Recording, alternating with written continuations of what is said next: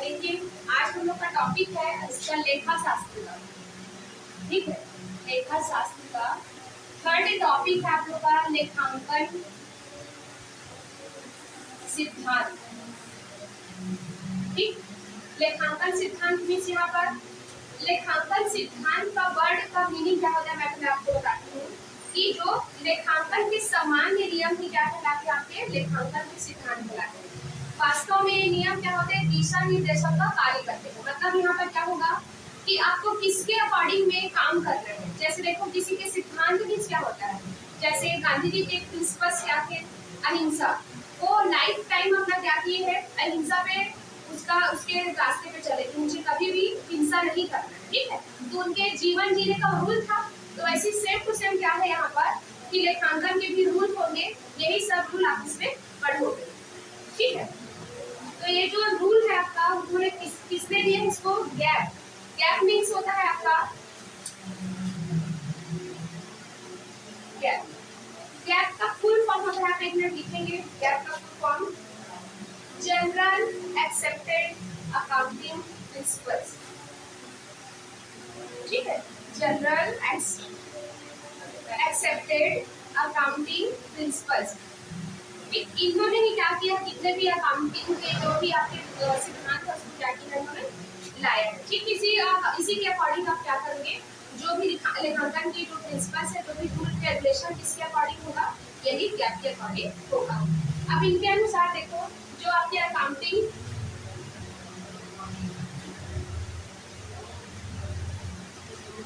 इसके जो प्रिंसिपल्स है इन्होंने दो पार्ट में इसको डिवाइड किया। ठीक, पहला है आपका अकाउंटिंग कॉन्सेप्ट। अकाउंटिंग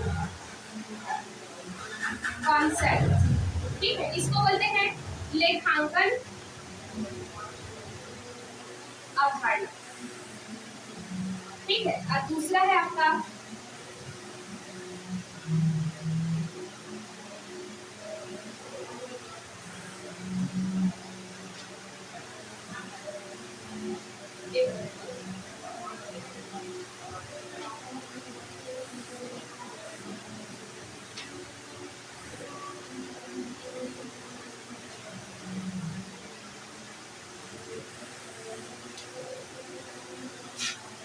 अकाउंटिंग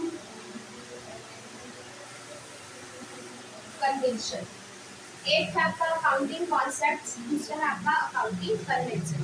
ठीक, तो इसका हिंदी में बता देती हूँ।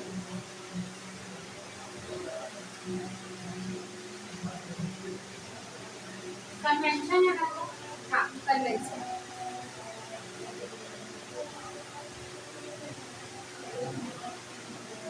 ये आपकी क्या होगी, मान्यताएं। ये मान्यताएं होंगी।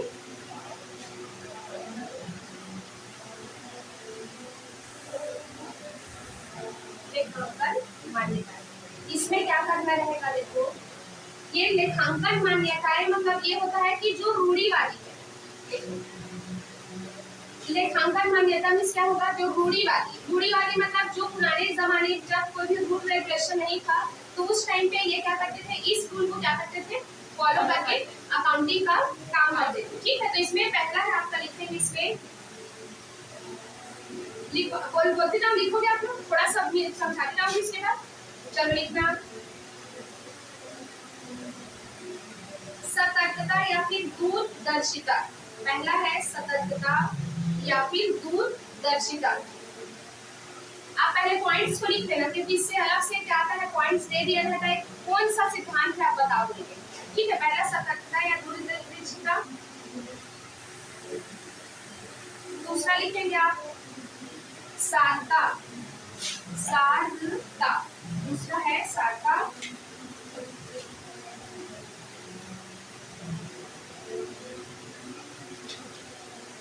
तीसरा लिखेंगे आप लोग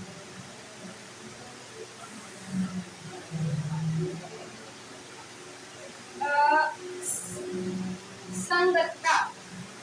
संगतता, ठीक है, इसका इंग्लिश में बता देती हूँ। जैसे मान लो आपका सारता है, सारता को क्या बोलते हैं, कंजर्वेटिज्म। ठीक है, कंजर्वेटिज्म बोलते हैं। और आपका दूसरा है जो सॉरी इसका ना, इसका सारता का मतलब है मटेरियलिटी, ठीक। दूसरा है आपका जो आपका सतर्कता लिखे उसको लिखना कंजर्वेटिव, ठीक है। सार्थक का क्या बोला आपने? सार्थक है आप लोग का मटेरियलिटी, इसका मतलब है मटेरियलिटी, और संगतता का मतलब है आपका कंसिस्टेंसी, ठीक है। और जो सबसे पहले लिखे थे ना आप लोग सतर्कता, उसका है आपका कंजर्वेटिव, ठीक। और आपका एक है फुल डिस्क्लोजर। फुल डिस्क्लोजर मतलब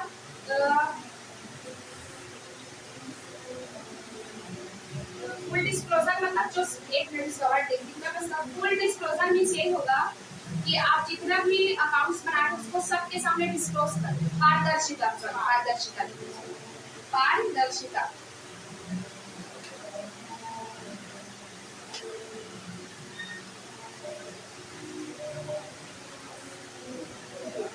ठीक है। चलो देखिए, अब इसमें जो है ये 4 प्रकार का आपका लिखा था। पहला क्या था? पहला सतर्कता या दूरदर्शिता, सतर्कता, दूसरा सार्थकता, तीसरा आपका संगतता और तीसरा आपका पारदर्शिता। आप देखो इसको, ये 4 क्या थे आपकी मान्यताएं, मतलब रूढ़िवादी मान्यताएं इसमें। तो इसमें क्या करना रहता था, देखो पहला जो आपका क्या लिखो सतर्कता।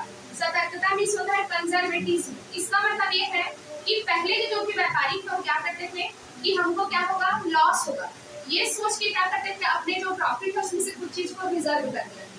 हमेशा देखो जैसे कोई भी व्यापारी है, आप ये मान के चलो कि हो सकता है मुझे लॉस होगा, तो इसके लिए मैं क्या करूँ, पहले से पैसा थोड़ा सा निकाल के रखूँ, ठीक है। अगर लॉस हो गया तो आप उसे कवर कर पाओगे। अगर मान लो आप इसके लिए आप पहले से रिजर्व करके नहीं रखा तो क्या आप इसमें कर पाओगे, क्या अपने जो भी लॉस है उसको कवर कर पाओगे, क्या नहीं। तो इससे यही होता है इसमें सतर्कता में कि जो भी व्यापारी है हमेशा ये सोच के चलता है कि इसको हो सकता है फ्यूचर में लॉस हो जाएगा, तो इसके लिए पहले से अपने प्रॉफिट में से कुछ हिस्से को निकाल के रख लेता है ताकि उसकी भरपाई कर सके, ठीक। दूसरा है आपका देखो इसमें, दूसरा क्या लिखे आप लोग, दूसरा है सारता, मटेरियलिटी, मतलब यहाँ पर ये है कि आप छोटे छोटे ट्रांजेक्शन को क्या करो, स्किप करो, कि आप हर छोटा छोटा ट्रांजेक्शन को मत लिखो।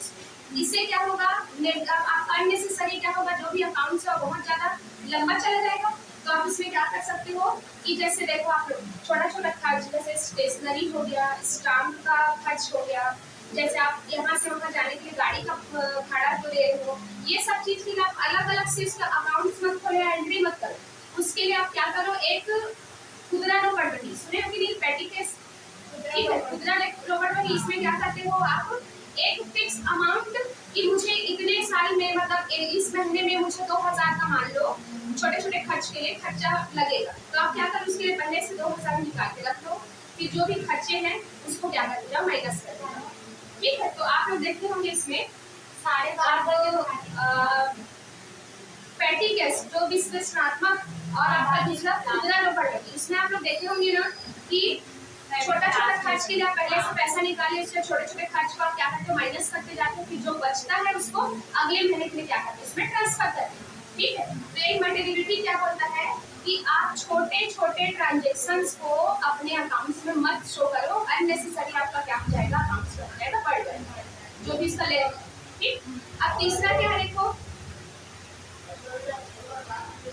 तीसरा क्या लिखो आप लोग, संगतता। संगतता, इसका मतलब ये है जो आपका संगतता मीन्स होता है कंसिस्टेंसी। आप लोग इंग्लिश में भी लिख लेंगे, उसको मैं बोल देती हूँ।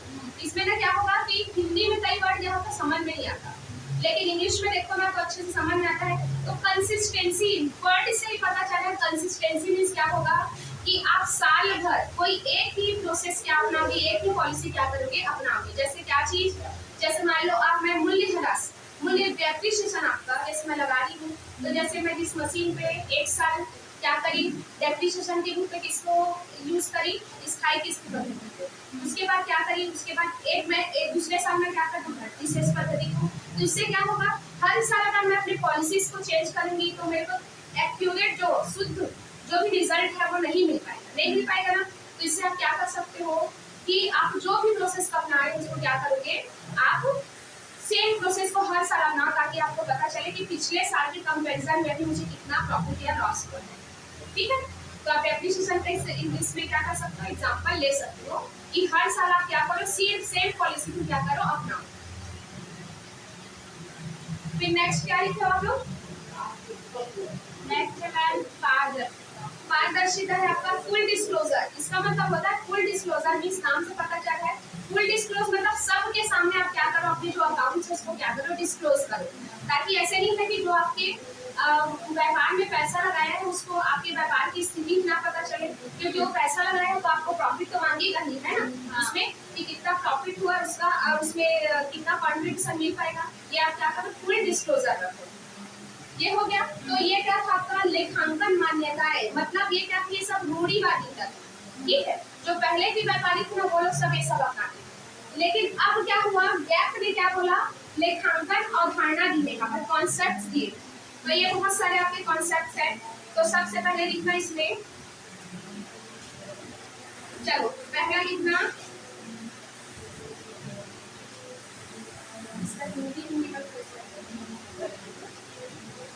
आप लोग के बुक में जो अगर कोई अध्ययन का बुक रखा है इसमें तो पहले आप लोग को लिखा है, ठीक है। पहले देखो मुद्रा मापन की अवधारणा, लिखा है कि नहीं, ठीक। आप लोग एक काम करना, पहले नोट डाउन करो, उसके बाद एक्सप्लेन करना, ठीक है। मुद्रा मापन की अवधारणा। दूसरा है द्विपक्षीय अवधारणा,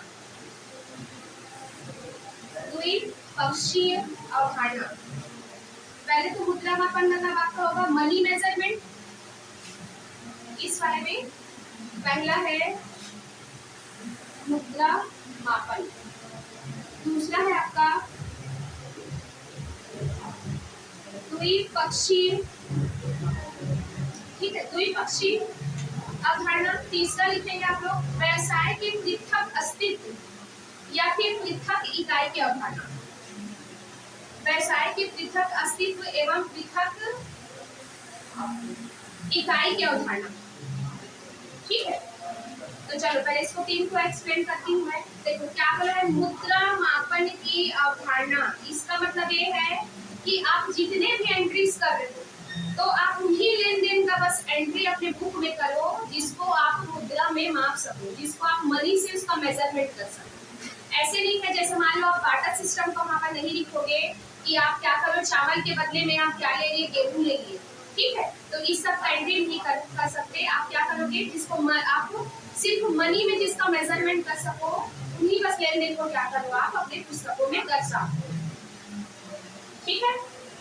अब आप नेक्स्ट लिखिए, आप लोग क्या बोला है, द्विपक्षीय अवधारणा। ये तो आप लोग सबके सब इसके बारे में पता है आपको, क्या द्विपक्षीय मतलब हर एक ट्रांजैक्शन के क्या होंगे, डबल एंट्री होंगे। जितने भी ट्रांजैक्शन होंगे उसमें एक क्या होगा आपका डेबिट होगा तो दूसरा क्या होगा क्रेडिट होगा कि नहीं। ये क्या बोलते हैं आपका दोहरा लेखा प्रणाली का कॉन्सेप्ट यहीं से आया, ठीक है, किससे, द्विपक्षीय अवधारणा से।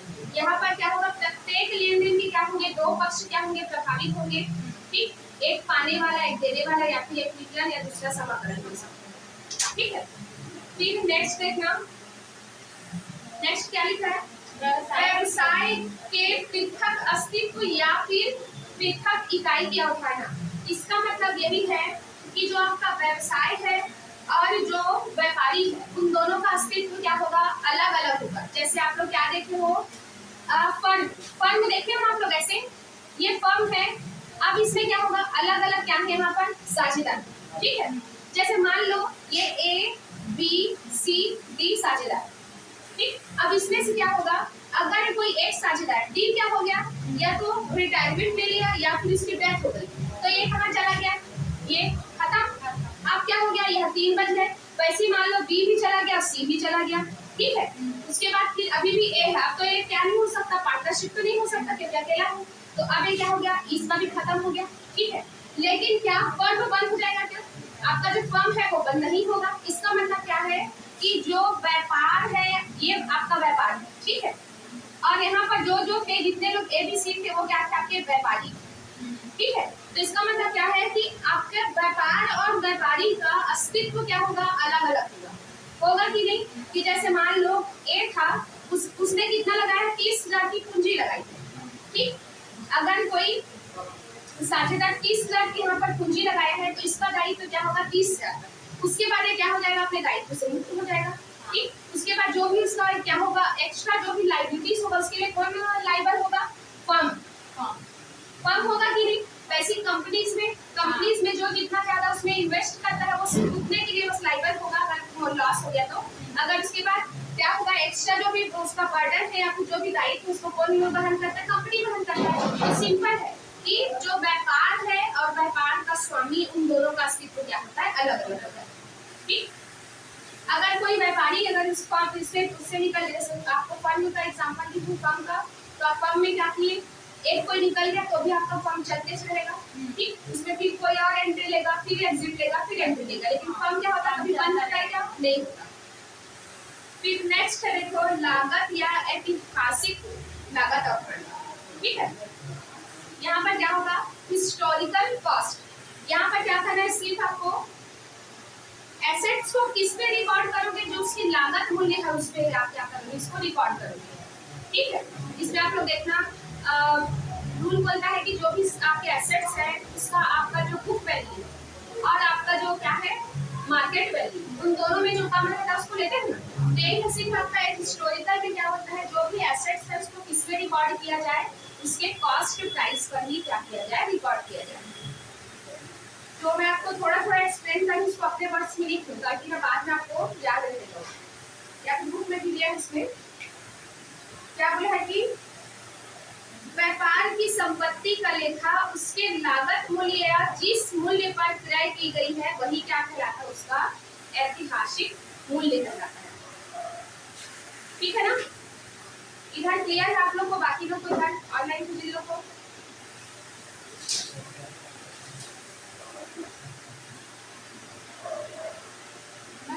इसका मुझे एक बार थोड़ा सा क्वेश्चन था, ये सारका का जैसे कि छोटे छोटे वैल्यू को नहीं लिखते तो उसमें सिर्फ बड़े बड़े ट्रांजैक्शन को बस क्या करो, रिकॉर्ड करो। ठीक है, तो छोटे को क्यों नहीं लिखते? छोटे जैसे मान लो आप 5 रुपए का क्या किए, स्टाम्प खरीदे, फिर 10 रुपए का स्टेशनरी खरीदे, इसकी वजह से कितना सारा आपका खर्चा बढ़ेगा, मतलब खर्चा बढ़ेगा नहीं, आपकी जो अकाउंट है उसका लेंथ कितना ज्यादा बढ़ेगा। उससे अच्छा क्या करो कि आप 2000 पहले ही या कितना भी आपको खर्चा होता होगा, आप देखते हो कि नहीं, उसका खुदरा नंबर में ही देखते हैं फॉर्मेट, याद है कि नहीं, तो याद नहीं है, याद नहीं। आप लोग जो लोग 11-12 का बुक रखे होंगे, बोले एक मिनट थोड़ा सा खुदरा नंबर वही को देखो।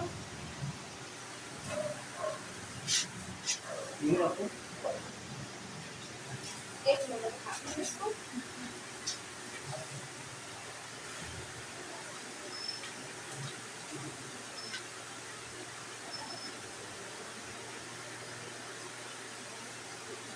आप लोग को जिस चैप्टर में दिया होगा, ये विशेष उद्देश्य पुस्तकें सहायक बने 2 में दिया होगा।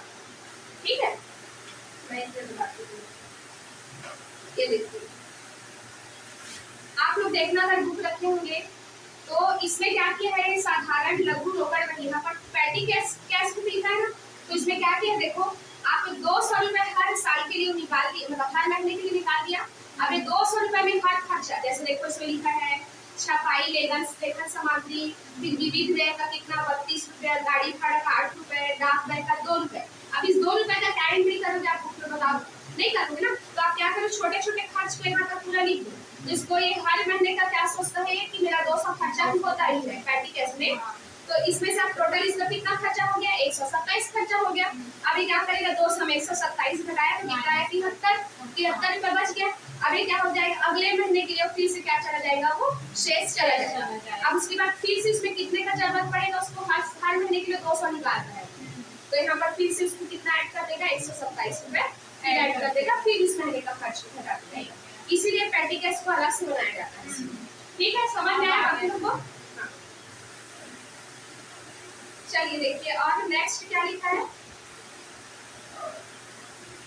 लेखांकन की अवधि की अवधारणा। लेखांकन की अवधि मीन्स क्या होगा यहाँ पर, कि आप जो भी लेखांकन कर रहे हो वो पर्टिकुलर एक ही पीरियड का क्या करो, उसमें लेखांकन करो। जैसे मान लो मैं आपका जो प्रॉफिट है, अब मैं प्रॉफिट एंड लॉस अकाउंट बनाई, अब उसमें एक्सपेंसेस को क्या करी, मैं एक्सपेंसेस को 2 साल का दिखाई और इनकम को क्या करती, मैं सिर्फ 1 ही साल का दिखाई। तो तो मैं क्या शुद्ध आपका जो क्या है जो भी रिजल्ट निकाल पाऊंगी, क्या नहीं निकाल पाऊंगी, क्योंकि मैंने खर्चे 2 साल के दिखाए हैं, तो मुझे आपका जो भी इनकम है जो आय है वो भी 2 साल का दिखाना पड़ेगा, तभी आप क्या कर पाओगे, इसमें सही रिजल्ट निकाल पाओ। ठीक है, अब आप एग्जाम्पल के लिए बोलती हूँ, जैसे 2 साल का आपका खर्चा कितना हो गया, आपका 50,000, और आपका 1 साल का इनकम कितना हुआ है, आपका मान लो 30,000। आप क्या सोचोगे, आप ये 2 साल का है, 1 साल का इनकम है 30,000 ली हो, अब इन दोनों के बीच का आप देखोगे तो आपको कितने का लॉस हो गया, 20,000 का लॉस हो गया। लेकिन ये गलत है, क्यों? क्योंकि आप लॉस को जब लिए हो, कितने जो भी एक्सपेंसेस है 2 साल का लिए हो, तो आप इनकम को भी क्या करो 2 साल का ही लो, तभी आप सही कंपैरिजन कर पाओगे। ठीक है ना। फिर नेक्स्ट है, देखो दूरदर्शिता की अवधारणा। दूरदर्शिता मीन्स क्या होगा कि आप ये सोचोगे कि आप कोई भी व्यापारी, आप लोग बताओ, जो भी व्यापारी है वो कभी ये सोचता है क्या कि मैं सिर्फ 1 साल के लिए व्यापार कर रहा हूँ? वो हमेशा यही चाहता है ना कि जब भी व्यापार स्टार्ट करे तो सालों सालों क्या करता रहे, वो चलता रहे। तो यही सोचता है वो कि दूरदर्शिता की अवधारणा, इंग्लिश में आप देखेंगे इसको क्या बोलते हैं, गोइंग कंसर्न। मतलब गोइंग कंसर्न मीन्स क्या होगा कि मेरा जो व्यापार है वो सालों साल चलता रहेगा। ऐसे नहीं है कि सिर्फ 1 साल के लिए बस है कि मैं 2 साल कमाए। अब आप उसमें उसको नहीं बोल सकते ना जो स्कीमिंग करते हैं, क्या चीज, तिब्बती लोग क्या करते हैं, वो सिर्फ 1 साल के लाकर फिर चले जाते हैं। मतलब 1 साल मतलब कुछ महीने के लिए, 1 आध महीने के लिए बस क्या करते हो, अपने जो भी प्रोडक्ट है उसको बेचते हैं तिब्बती लोग, स्वेटर वगैरह। फिर उसके बाद 1 महीना जैसे ही हुआ, 1 डेढ़ महीना, उसके बाद अपना बेच के चले जाते हैं। लेकिन जो नॉर्मल व्यापारी हो हमेशा यही चाहता है कि वो जो व्यापार क्या है आपका, जो भी कंपटीशन में हमेशा बने रहे, उसका व्यापार सालों साल चलता रहे।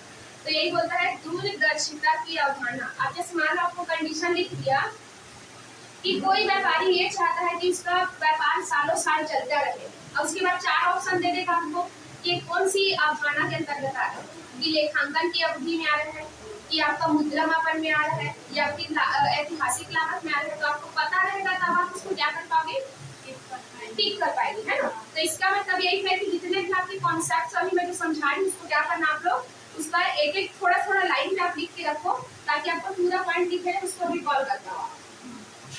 तो दूरदर्शिता की अवधारणा समझ में आया, गोइंग कंसर्न।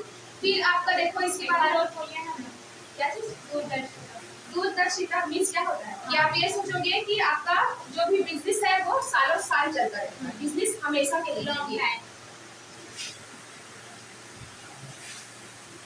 ठीक है, लॉन्ग टाइम के लिए आपका बिजनेस क्या रहेगा, चलते रहेगा।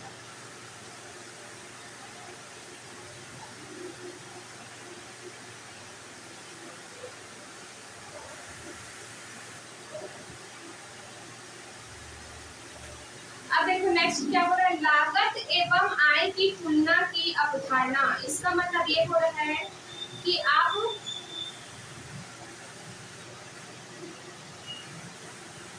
जो भी आप जो व्यवसाय कर रहे हो उसमें एक ही टाइम का आय और व्यय को आप लो, एक ही टाइम पीरियड का, ठीक है। और जो लेखांकन की अवधि था उसमें ये बोल रहा था कि आप एक स्पेसिफिक टाइम पीरियड रखो, कि आप 1 साल के लिए बना रहे हो कि 6 महीने के लिए बना रहे हो, ये सब आप उसमें क्या करो, पहले से डिसाइड करो, ठीक है। जैसे आप लोग देखना प्रॉफिट एंड लॉस अकाउंट जब बनाते हो तो कितने साल के लिए रहता है, 1 ही साल का रहता है ना, ठीक है। तो 1 साल के जितने भी आपके वो है खर्चे हैं, और 1 साल के जितने भी आपके क्या है आपके आय हो, सबको कंपैरिजन करते हुए आपका क्या आता है, नेट प्रॉफिट लाभ आता है।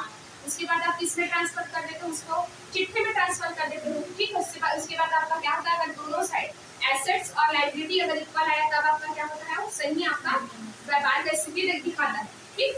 तो इसमें क्या होगा, एक स्पेसिफिक टाइम के लिए लेखांकन अवधि में यही होगा कि आप एक ही टाइम पीरियड के लिए आप उसको बनाओ, और लागत और आय की तुलना की अवधारणा ये बोलता है कि आप एक ही टाइम पीरियड का जितना भी खर्चे और हानि है उसको एक ही टाइम पीरियड का आय और लाभ से कंपेयर करें, ठीक है ना।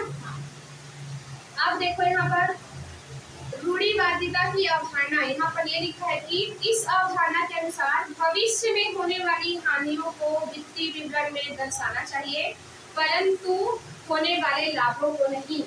इसीलिए आप क्या करते हो, प्रोविजन फॉर बैड डेट्स करते हो कि नहीं, क्या होता है प्रोविजन फॉर बैड डेट्स, डूबल तीन है ना। हाँ। डूबल देखो, एक आपका जो देनदार होता है, डेटर्स होता है, उसमें से क्या लगता है आपको, जैसे मान लो किसी से मुझे 10,000 लेना है, अब मैं बार बार रिक्वेस्ट कर रही हूँ उसके आप देख के मुझे क्या लग रहा है कि वो 10,000 मेरे को देने से, तो मैं क्या करूंगी, उसमें से जो पैसा देखो, एक तो ऑलरेडी अगर वो पैसा जैसे 10,000 में अगर मान लो 9,000 दिया तो 1,000 मेरा डूब गया। उसके बावजूद में अगर कोई आपके ऐसे डेटर्स हैं जिनको देख के आपको संदिग्ध हो रहा है, मतलब डाउट हो रहा है कि ये बंदा मुझे पूरा पैसा नहीं देगा, तो आप क्या करते हो, पहले ही उसके लिए क्या कर लेते हो, जैसे 10,000 में आपको लग रहा है 5% का क्या है, आपको संदिग्ध है, तो इसके लिए आप पहले से क्या करके रखते हो, अपने लिए प्रोविजन बना के रखते हो। ठीक है, मतलब तो ये क्या होगा आपका 10,000 में 5% कितना हो जाएगा आपका 500, ये क्या हो जाएगा आपका, यहाँ पर आप पहले से ही सोच रहे हो कि मुझे हानि होगा, तो आप क्या करो, पहले से जो हानि होने की संभावना है उसको बुक में पहले से क्या कर दो, दर्शा दो। ठीक है, लेकिन आपको जिसमें लाभ होने की संभावना है उसको क्या करो, कभी भी नहीं दर्शाना है ना। ठीक, आप हमेशा यही मान के चलो आपको क्या हो सकता है, हानि हो सकता है। आप हानि को क्या करोगे, अगर पैसा निकाल के रखो उसको रिकवर कर पाओगे, लेकिन वहीं पर 2 मिनट ना,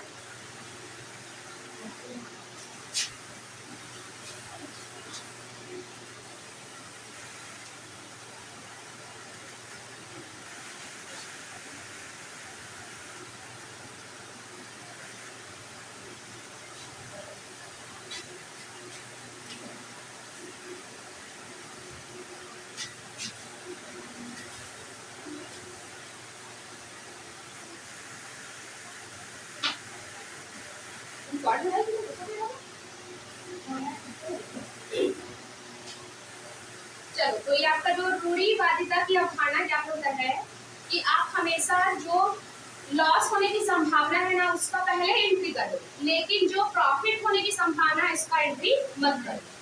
ठीक है, फिर नेक्स्ट देखो आप लोग का क्या लिखा है, अब इसमें वही डाला है, इसमें मिक्स करके दे दिए हैं, लेकिन आप लोग लिखना इसमें, हाँ कितना पॉइंट हुआ इसमें, 8 तो अभी तक हो गया, हाँ बस इतना ही होगा, नहीं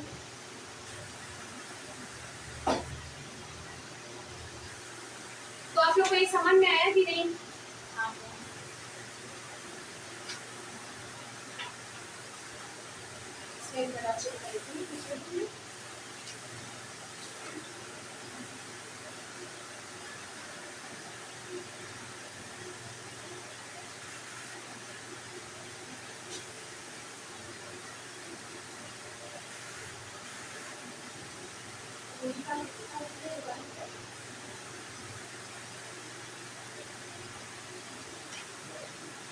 एक बार चेक करिए ना, आपका पृथक अस्तित्व वाला हो गया ना, दूसरा है निरंतर, जो वही कांस्टेंट है जो निरंतर चलते रहेगा, ये वाला हो गया। फिर नेक्स्ट है मुद्रा मापन की अवधारणा, हो गया। फिर लागत की अवधारणा, ये वाला। लेखांकन की अवधि, एक स्पेसिफिक टाइम पीरियड को ही बस बनाओ, जैसे हम लोग जो प्रॉफिट एंड लॉस बनाते हैं वो पूरे साल भर का रहता है, लेकिन कई सारे अकाउंट्स क्या करते हैं 1 महीने या फिर 6 महीने या 1 हफ्ते का बनाते हैं। ठीक है, फिर अगला है आपका, हाँ ये आय प्राप्ति की अवधारणा, लिखो तो नहीं लिखे उसके पहले, जो रियलाइजेशन कॉन्सेप्ट,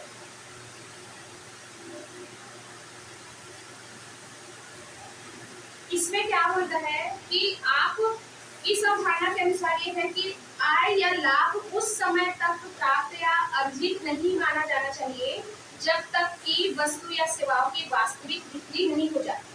ठीक है, आप क्या करोगे यहाँ पर, जैसे आपको सिर्फ संभावना है कि इतना मेरा बिक्री हो जाएगा, तो आप पहले से उसका एंट्री मत करो, जब होगा बिक्री तभी आप उसको क्या करो, एंट्री करो। ठीक है, कौन सा कॉन्सेप्ट बोलता है, आय प्राप्ति की अवधारणा। फिर द्विपक्षीय तो हो गया, डुअल आपका एस्पेक्ट्स वाला। ठीक है, आय व्यय पर मिलान, मतलब 1 साल की ही जो भी है उसका ये भी आप लोग का हो गया। फिर अगला लिखेंगे आप लोग साक्ष्य की अवधारणा, साक्ष्य की अवधारणा। अब इसमें सिंपल यही है, साक्ष्य की अवधारणा मतलब एविडेंस कॉन्सेप्ट। इसमें ये बोलता है कि किसी भी लेन देन को आप लेन देन तब तक नहीं मान सकते जब तक उससे रिलेटेड कोई साक्ष्य नहीं हो। जैसे मान लो आप कोई भी एंट्री करता है जनरल एंट्री, तो जैसे मशीन कोई बेचा 10,000 का, तो आप 10,000 का मशीन बेचा, कैसे जानोगे? उसका बिल देख पाओगे तभी जान पाओगे, या फिर कोई चीज खरीदा था, ठीक है। अब उसके बहुत सारे कैश मेमो वगैरह हो गया, बीजक मूल्य हो गया, आपका सब जो भी बीजक पत्र हो गया, या फिर आपका कैश मेमो हो गया, उस सब को क्या करेंगे, जो रसीद वगैरह है उसको क्या करोगे, देख के आप जान पाओगे। तो जो आपका साक्ष्य अवधारणा यही बोलता है कि जो भी एंट्री हुआ है उसको साक्ष्य उसका होना चाहिए, तभी वो एंट्री क्या होगा, सही माना जाएगा। आप ऐसे ही मुझसे बोल दोगे कि इतने का बिक्री किया, इतने का क्रय किया, तो हम कैसे बिलीव करेंगे कि आपने इतना क्रय किया है? उसके लिए क्या रहना चाहिए, साक्ष्य होना चाहिए।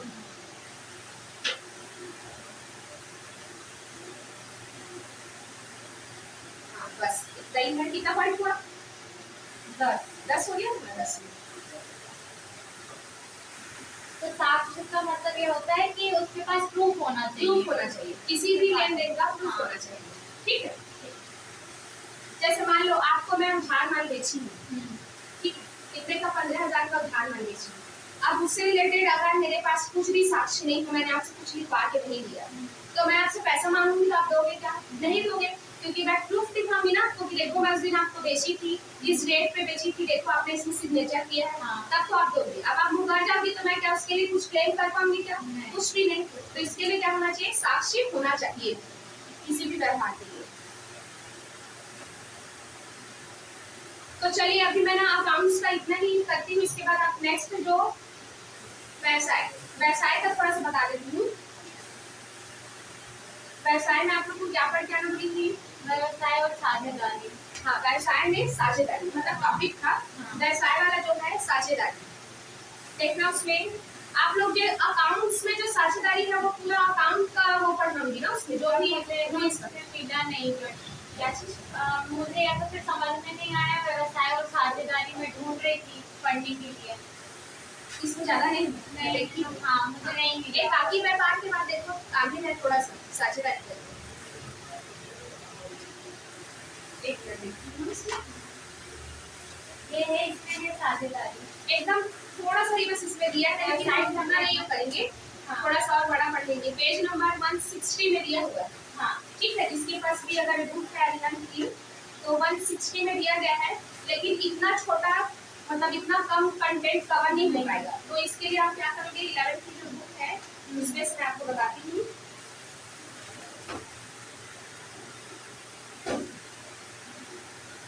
आप लोग इधर ऑनलाइन में हम लोग को समझ में आ रहा है कि नहीं पहले बताइए।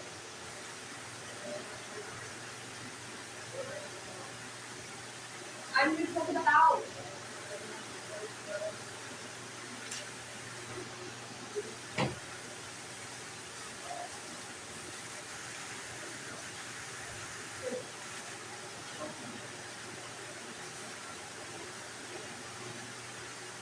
चलिए लिखना आपको अब नेक्स्ट है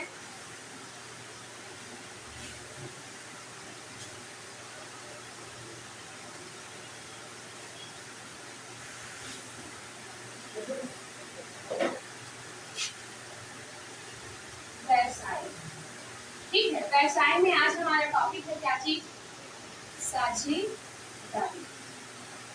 जो साझेदारी व्यापार संगठन है ना, इसमें एक काफी व्यापारी भी है, लेकिन मैं एक थोड़ा सा बड़ा टॉपिक है इसलिए इसको आज उठाई हूँ, ताकि जो भी डेमो लेने वाले हैं वो लोग अच्छे से इसको अगर क्लियर हो पा रहे हैं तो लोगों को, तो इसका एक काफी व्यापारी को भी बताऊंगी इसमें। तो देखो जो साझेदारी या भागीदारी बोलते हैं, ठीक है। साझेदारी या फिर भागीदारी या फिर करार, इसको भागीदारी या फिर करार भी बोलते हैं, ठीक है। पार्टनरशिप अगर इंग्लिश में देखें तो सिर्फ एक ही वर्ड है पार्टनरशिप। तो देखो इसमें पार्टनरशिप मीन्स क्या होता है, जो एकाकी व्यापारी है ना, एकाकी व्यापारी मतलब जिसका अकेला कोई स्वामी होता है, जिस व्यापार का कोई अकेला स्वामी होता है, उसमें अकेले ही पूंजी लगाता है, उसके बाद जो भी प्रॉफिट एंड लॉस हुआ है उसको अकेले को ही मिलता है। तो इससे क्या हुआ, जो एकाकी व्यापारी का जो भी ना क्या बोल सकते इसको, कमी या फिर उसके एकाकी व्यापारी में जो भी कठिनाई होती थी उसको दूर करने के लिए क्या आया, साझेदारी या फिर पार्टनरशिप आपका आगे आया। ठीक है, तो इसका थोड़ा सा स्टैटिक पोर्शन आप लोग नोट डाउन करेंगे इसका, कि जो ये साझेदारी है ना वो रोम से स्टार्ट हुआ। रोम जो आपका देश है वहां से स्टार्ट हुआ था, इसका उद्गम स्थल था रोम। उसके बाद 1284 में 1284 में इंग्लैंड ने अपनाया। कब? 1284 में इंग्लैंड ने अपनाया। ठीक है, लेकिन अगर ये देखा जाए कि आधुनिक साझेदारी का उद्गम अगर बोला जाए, आधुनिक साझेदारी का, तो कहाँ से हुआ है? इटली से हुआ है। ठीक है, कहाँ से हुआ है? इटली से। पहले वो कहाँ से उद्गम स्थान क्या माना जाता है? रोम। फिर उसके बाद इंग्लैंड ने अपनाया उसको 1284 में। उसके बाद अगर आधुनिक साझेदारी का उद्गम पूछा जाए, जो आधुनिक साझेदारी है उसका उद्गम पूछा जाए, तो आप क्या बोलोगे? इटली में उसका क्या हुआ है? उद्गम हुआ। ठीक है, अब देखिए यहाँ पर जो साझेदारी, इस वर्ड का मीनिंग क्या होता है, सबसे पहले ये पता होना चाहिए। तो साझेदारी मीन्स क्या होता है? जब दो या दो से अधिक व्यक्ति किसी एक संस्था में अपने जो स्वतंत्र इच्छा से काम करने के लिए क्या होते हैं? एक वैध अनुबंध करते हैं। ठीक है, अपने स्वतंत्र इच्छा से वैध अनुबंध करेंगे तो क्या कहलाएगा? साझेदारी कहलाता है। ठीक, और अगर सिंपल वर्ड में इसमें लिखा है कि दो या दो से अधिक व्यक्तियों का समूह जो किसी वैध व्यापार के संचालन से प्राप्त लाभ को एक निश्चित अनुपात में क्या करते हैं? बांटते हैं।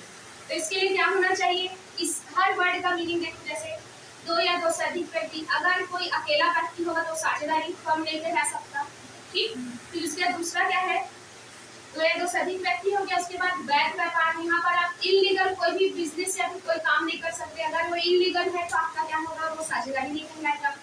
दूसरा क्या होगा कि लाभ प्राप्ति का एक निश्चित अनुपात होना चाहिए। उसमें देखना ना आप लोग, जब भी पढ़े होंगे साझेदारी में, तो जो जितना पूंजी लगाया है वो लोग का पहले से क्या रहता है? जैसे 3 लोग हैं तो 2:1:1 है। तो इन लोगों को क्या होता है? जो भी प्रॉफिट वगैरह मिलेगा वो इस अनुपात में मिलेगा, जिस प्रकार से उसका संलेख रहता है। ठीक है, जो पार्टनरशिप साझेदारी संलेख होता है, जो पार्टनरशिप डीड होता है, उसमें जो भी लिखा रहेगा किसके अकॉर्डिंग उन लोगों को मिलना चाहिए, उसके हिसाब से क्या होता है? एक निश्चित जो पहले से फिक्स रहता है कि आपको इस लाभ में इतना हिस्सा मिलेगा। ठीक है, तो क्या क्या हुआ यहाँ पर? साझेदारी मीन्स क्या होगा? दो या दो से अधिक व्यक्तियों का समूह जो एक वैध व्यापार करते हैं और निश्चित अनुपात में क्या करते हैं? लाभ प्राप्त करते हैं।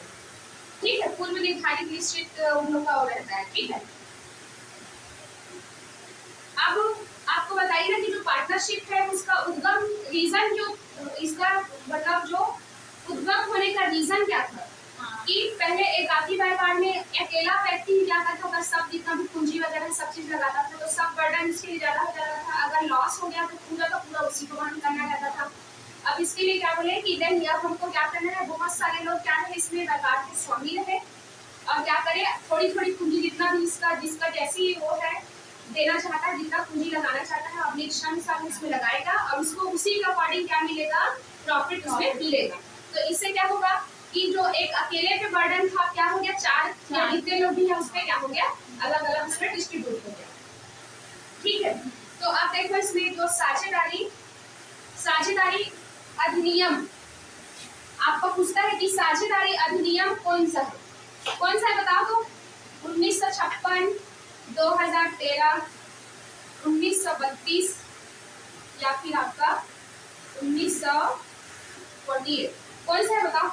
साझेदारी अधिनियम थोड़ा बहुत याद होगा तो ये 1932। तो आप जितने भी पार्टनरशिप का जो भी रूल्स रेगुलेशन जो पढ़ते हो वो किसमें दिया गया है? 1932 में दिया गया है। जबकि आपका जो कंपनी अधिनियम था, कंपनी अधिनियम कौन सा था? पुराना वाला 1956 था, जिसको रिप्लेस करके कौन सा आया है आपका? 2013। ये कौन सा अधिनियम का है? कंपनी अधिनियम। ठीक है, कौन सा? 1956 और 2013। अगर लेटेस्ट पूछा जाए तो आपका कौन सा होगा? 2013 अगर कंपनी अधिनियम पूछा जाए। तो आपका साझेदारी अधिनियम कौन सा है? 1932। ठीक है।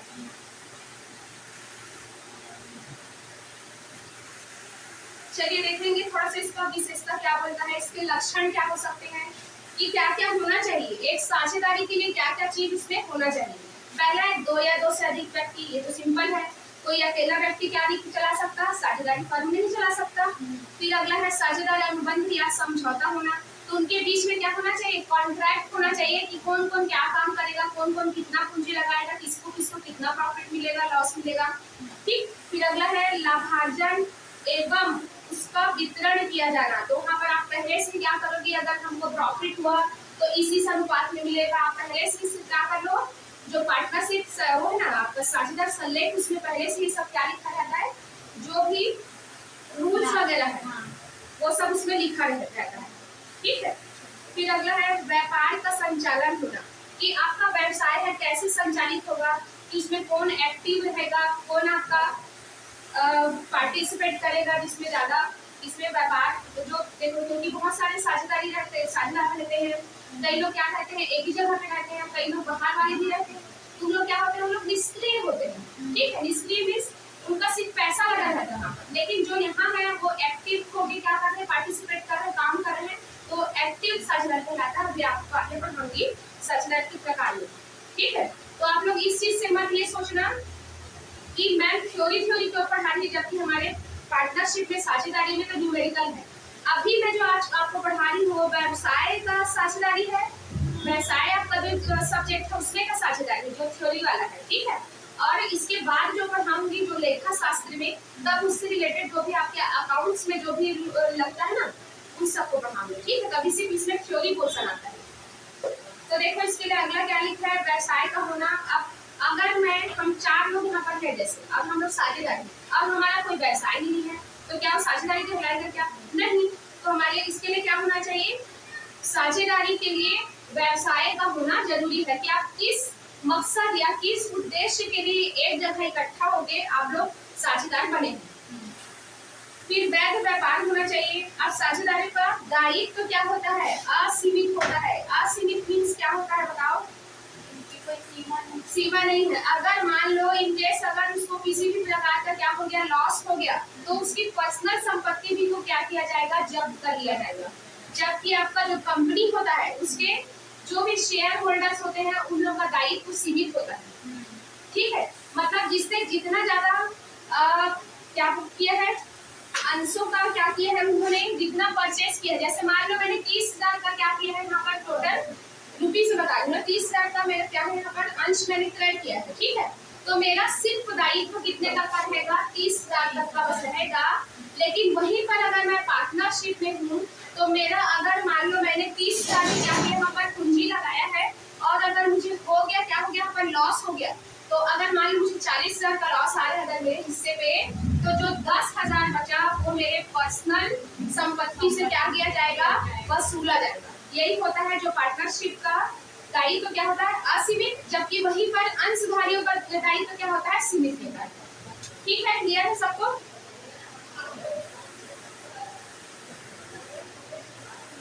चलो अब यहाँ पर आप हित का हस्तांतरण का प्रतिबंध होता है। हित का हस्तांतरण मतलब आप जैसे मान लो मैं साझेदार हूँ, अब वहीं पर मेरी कोई सिस्टर है या मेरी फ्रेंड है, तो मैं अपना पार्टनरशिप दे नहीं सकती उसको। ठीक है। लेकिन वहीं पर अंशों में क्या किया जाता है, जो आपके अंशधारी होते हैं उसका जो भी प्रमाण पत्र उसको मिला है उसको मैं किसी और को क्या करके ट्रांसफर कर दी, तो वो अंश आपका हो जाएगा। ठीक है। अगर अंश पत्र को मैं क्या कर दी, आपको ट्रांसफर कर दी, तो ये क्या होता है, ये हस्तांतरण योग्य नहीं है कि आप किसी भी जो फर्म के जो भी साझेदार का जो है उसको किसी को भी क्या नहीं कर सकते, हस्तांतरित नहीं कर सकते। चलो देखो नेक्स्ट है, अब अगला टॉपिक इससे बता रहा है साझेदार के प्रकार। इसमें से आता है ना क्वेश्चन, साझेदारी के जो भी प्रकार है।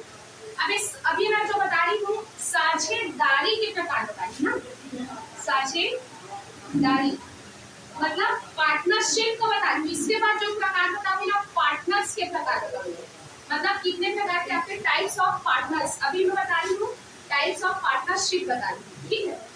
तो थोड़ा सा नोट डाउन करेंगे आपको पॉइंट्स। एक है सामान्य तथा सीमित साझेदार, सामान्य तथा सीमित साझेदार। नाम से पता चल रहा है कि इसमें क्या होता है, जितने भी साझेदार है उन लोगों का दायित्व क्या होता है, सीमित होता है, कि जिसने उसमें जितना पैसा लगाया उतना ही क्या मिलेगा उसको, उसका उतना ही इसका क्या होगा, दायित्व होगा। ठीक है,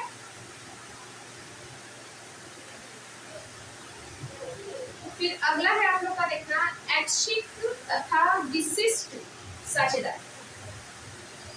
ऐच्छिक तथा विशिष्ट में क्या होगा, ऐसे साझेदार जो अपनी इच्छा अनुसार चलते हैं। ठीक है, अब उनका अनुबंध में व्यवसाय को चालू रखने की अवधि नहीं होती, अपनी इच्छा से, जैसे मान लो उनको जितने टाइम पीरियड तक अपना साझेदारी को रखना है वो लोग रखेंगे, उसके बाद उनका मन भर गया या फिर उनको लग रहा है कि अब हमको क्या करना चाहिए, हमारे साझेदारी को खत्म कर देना चाहिए, तो लोग वहाँ पर खत्म कर देंगे। ठीक है, इसलिए ऐच्छिक या विशिष्ट साझेदारी यहाँ पर लिखा है। फिर नेक्स्ट है देखो वैध तथा अवैध। वैध अवैध में लीगल और इलीगल। तो ऐसा व्यापार, इसमें आप सिर्फ यही देखोगे क्या चीज वैध, ऐसे भी आपको बताएंगे इसकी विशेषताओं में कि ऐसा व्यवसाय जो वैध हो वही बस क्या कहलाएगा, आपका पार्टनरशिप कहलाएगा। अवैध व्यापार आप जो कर रहे हो आपका पार्टनरशिप कभी भी नहीं कहलाएगा। तो क्या करना चाहिए, जो भी गठन या अधिनियम से संबंधित जो भी प्रावधान है उसके अनुसार होना चाहिए। ठीक है, जो आपका साझेदारी फंड है। अब एक अगला लिखेंगे निश्चितकालीन तथा अनिश्चितकालीन। तो यहाँ पर क्या रहेगा, निश्चितकालीन मीन्स कि आपका जो साझेदारी फंड है, जैसे मान लो कोई किसी ने 4 साल के लिए रखा तो क्या होगा, 4 साल तक चलते रहेगा। लेकिन वहीं पर अगर कोई साझेदारी अनिश्चित काल तक, कि उनको नहीं पता है कि जब तक हमको क्या होते रहेगा, यहाँ पर प्रॉफिट होते रहेगा, तब तक हम चलाते रहेंगे, तो क्या कहलाएगा, आपका अनिश्चित साझेदारी कहलाएगा। ठीक है,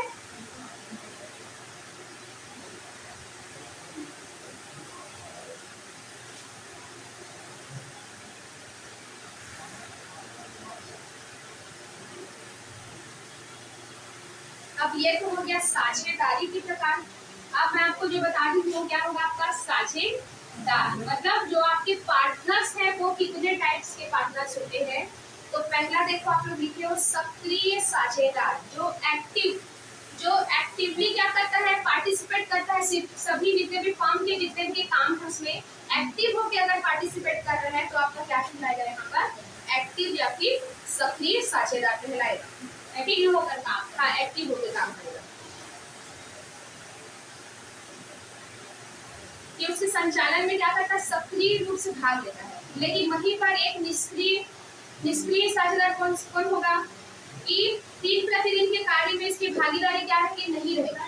साझेदारी और साझेदारों में थोड़ा सा डिफरेंस बताइए कि दोनों एक ही है, अलग है ना। देखो मैं पहले साझेदारी बोली, सिर्फ है ना आपका पार्टनरशिप, मतलब ये पार्टनरशिप है। अभी जो बता रही हूँ क्या है, आपके पार्टनर्स।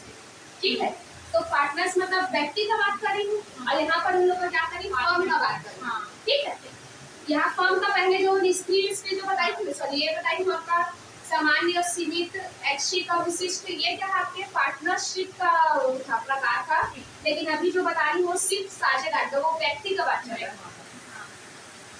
अब जैसे मान लो हम दोनों पार्टनर हैं, अब मैं यहाँ रहती हूँ और आप बाहर रहती हूँ, आप हर दिन इसमें क्या कर पाओगे, पार्टिसिपेट कर पाओगे, क्या नहीं, कभी कभार आई तब पार्टिसिपेट कर पाओगे। लेकिन मैं यहाँ रह के काम कर रही हूँ तो मैं क्या हूँ यहाँ पर एक्टिव साझेदार, ठीक है, सक्रिय साझेदार। और आप क्या करती हो, हर रोज उसमें शामिल नहीं हो पाती, इसलिए आप क्या होगी, निष्क्रिय साझेदार। फिर अगला है गोपनीय साझेदार। गोपनीय मीन्स होता है कि ऐसे साझेदार जिसको दूसरे के सामने क्या नहीं करते, डिस्क्लोज नहीं करते, कि वो ना क्या रहता है, गुप्त रूप से। जैसे मान लो कोई ऐसा बंदा जिसको हम नहीं बताना चाहते हमारा पार्टनर है, ठीक है, जैसे कोई एक्स नाम का बंदा, उसको नहीं बताएंगे कि ये हमारा पार्टनर है, तो ये क्या रहेगा, गुप्त साझेदार। ठीक है, वह साझेदार जिसके फर्म के संबंध के बारे में साधारण जनता को पता नहीं होता। ठीक, फिर अगला है नाम मात्र के साझेदार। अब यहाँ पर ये वो साझेदार होते हैं जिसके नाम का फर्म प्रयोग करती है लेकिन वह कोई भी पूंजी नहीं लगाता। जैसे मान लो कोई फेमस पर्सन है, ठीक है ना, जैसे मान लो अमिताभ बच्चन, अब उनको मैं क्या करी, अपना पार्टनर बना ली उनके सिर्फ नाम की वजह से, लेकिन वहां पर कोई वो पैसा नहीं लगाए हैं, लेकिन फिर भी अगर मेरे पार्टनर है तो उनको भी क्या मिलेगा उसमें, उनके नाम की ख्याति का मैं यूज कर रही हूँ ना, जो उनके गुडविल है उसका यूज कर रही हूँ, तो ये क्या कहलाएगा आपके नाम मात्र के साझेदार, जिसकी अब कोई पूंजी वो लगाता नहीं है उसमें फॉर्म में, लेकिन फिर भी क्या होता है साझेदार होता है। अब नाम मात्र के लिए, नाम मात्र के लिए। फिर अगला है देखो प्रतिनिधि साझेदार। अब यहाँ पर ये होगा, यह वह व्यक्ति होता है जो जानबूझ के फर्म में अपने नाम के प्रयोग की अनुमति देता है। अब ये क्या कर रहे हैं, आप में से कोई अब बंदा बोलेगा नहीं मेरा भी नाम इसमें डालो, ताकि आप लोग को क्या हो सकेगा, इससे थोड़ा सा प्रॉफिट हो पाएगा। तो एक तो था जो आपका गोपनीय था, गोपनीय मीन्स हम उसको जनता के सामने उसको नहीं दिखा रहे कि हमारे साझेदार है, और एक आपका क्या है आपका प्रतिनिधि साझेदार मीन्स क्या होता है आपका, वो अपने आप को ही सबके सामने कि मैं भी साझेदार हूँ ये बताओ, ऐसे बोल रहे हैं, तो कौन सा होगा आपका प्रतिनिधि साझेदार होगा। ठीक है ना, किसी डाउट है इसमें?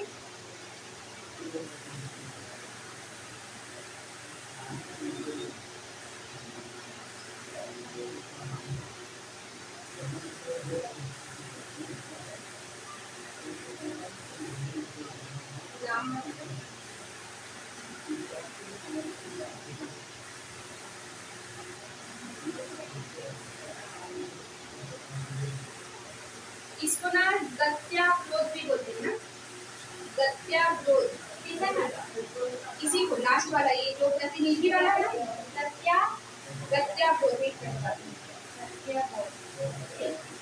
इसमें ना जो 11th की बुक है उसके बहुत सारे टाइप हैं, ठीक है, तो मैं इसको क्या करूंगी कॉन्सेप्ट बेस कर दी, देखो तो सुन 2 मिनट एक्सप्लेन करती हूँ। ये वाला जो साझेदार के प्रकार बॉक्स में लिखा है, आप लोग ग्रुप में थोड़ा सा देखना, इसमें हमने बुक पे थोड़ा कम दिया, उसको बहुत अच्छे से बहुत सारा पॉइंट दिया उसको।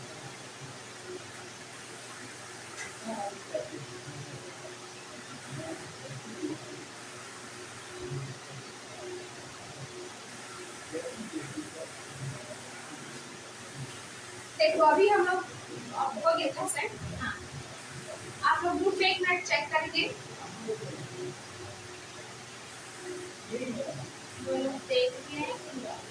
देख रहे हैं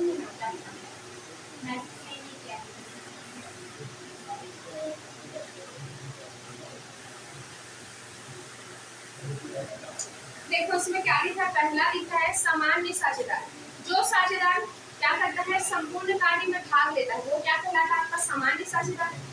वहीं पर दूसरा क्या लिखा है सीमित साझेदार, मतलब जो आपका लिमिटेड क्या है पार्टनरशिप, तो इसमें क्या होता है इस साझेदार का क्या होता है जो दायित्व है वो क्या होता है सीमित होता है, इसलिए क्या कहलाता है आपका सीमित साझेदार। अगर वहीं पर अगर संचालन की दृष्टि से देखा जाए तो क्या कहलाएगा आपका सक्रिय और निष्क्रिय, एक्टिव और इनएक्टिव। आपको तो समझाई हूँ अभी, जो एक्टिवली पार्टिसिपेट कर रहे हैं काम में तो क्या होगा एक्टिव साझेदार, और जो आपका इनएक्टिव मतलब निष्क्रिय है जो पार्टिसिपेट नहीं कर पाता हर रोज के काम में वो आपका निष्क्रिय साझेदार कहलाएगा। वहीं पर आपका नाम मात्र का साझेदार क्या होगा, ना तो पूंजी लगाएगा ना ही उस संचालन में भाग लेगा, ठीक, तो क्या कहलाएगा सिर्फ इसके लिए क्या करते हैं इसकी ख्याति का प्रयोग की अनुमति देते हैं। जिसको मैं एग्जांपल दूं ना अमिताभ बच्चन जी का, जैसे ना तो उन्होंने पूंजी लगाया ना तो हमारे फर्म में आके काम करिए कुछ भी एक्टिव होकर काम ना उसको पैसा मिलेगा, हाँ मिलेगा, उनके नाम की ख्याति का यूज कर रहे हैं ना कि लोग हमारे फर्म में कौन है अमिताभ बच्चन जी है, तो कितना अच्छे से होगा हमारा उसका प्रमोशन किया अरे अमिताभ बच्चन जी है तो उनका गुडविल हम यूज कर रहे हैं ना। तो मैम सुनिए ना, जैसे कि अब अमिताभ बच्चन को पता ही नहीं कि हम उनका नाम का यूज कर रहे हैं, बिना बताए हम नहीं कर सकते, तो बताना पड़ेगा। फिर अगला लिखा देखो केवल लाभ में साझेदार। अब ऐसे भी साझेदार होते हैं कि उनको क्या बोला जाता है अगर लाभ हुआ ना तब आप इतने हिस्से के क्या रहेंगे पार्टनर रहेंगे, अगर हानि हुआ तो आपको कोई हानि में हिस्सा नहीं मिलेगा, मतलब आपको हानि का भरपाई नहीं करना पड़ेगा, ठीक है। तो इसको क्या बोलते हैं इसको केवल लाभ में साझेदार। फिर अगला है आपका गत्यावरोध या फिर प्रदर्शन द्वारा साझेदार। इसका मतलब क्या है आपका जब कोई व्यक्ति ऐसा आचरण करता है प्रदर्शित करता है किसी अन्य व्यक्ति को ऐसा करने दे कि वो अपने आप को यही बताएगा कि मैं उस क्या हूँ, वहाँ का साझेदार। ये कभी जबरदस्ती अपना नाम का प्रयोग करेगा कि हाँ बताओ मैं हूँ यहाँ साझेदार।